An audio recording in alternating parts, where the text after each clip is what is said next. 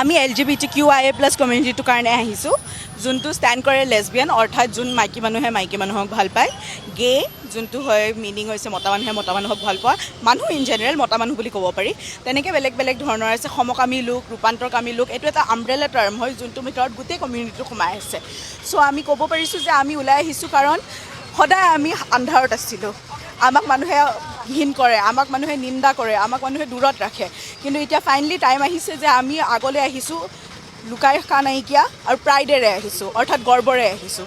চ' আমি গৰ্বৰে এতিয়া ওলাই আহিছোঁ আজি ফাৰ্ষ্ট টাইমৰ কাৰণে। আমি বিচাৰিছোঁ যাতে আমাৰ ছেম ছেক্স মেৰেজৰ কথা ওলাওক, তাৰপিছত আমাৰ এডপশ্যনৰ কথা ওলাওক। তেনেকৈ আমাৰ যোনবিলাক এতিয়া এনেকুৱা নহয় যে হাতে হাত ধৰিলে এৰেষ্ট কৰি দিব, এসময়ত আছিলে, কিন্তু আজিকালি তেনেকুৱা নহয়। এসময়ত আছিলে যেতিয়া 377 আৰ্টিকেলটো আছিলে, কিন্তু সেইটো আঁতৰাই দিয়াৰ পৰা এতিয়া নাইকিয়া সেইটো। আজি মানে আমাৰ এইটো প্ৰটেষ্টটো আমাৰ অধিকাৰৰ কাৰণে, মানে লোকে আমাক কিবা বেলেগ নজৰে চায়, তো সেইটো আমি মানে ওলাই আহিছোঁ আজি যে আমাকো আকোৱালি লওক, আমিও মানুহ এটা, দেন এইটো হয় মানে আমি বেলেগ নহয়, ঠিক আছে।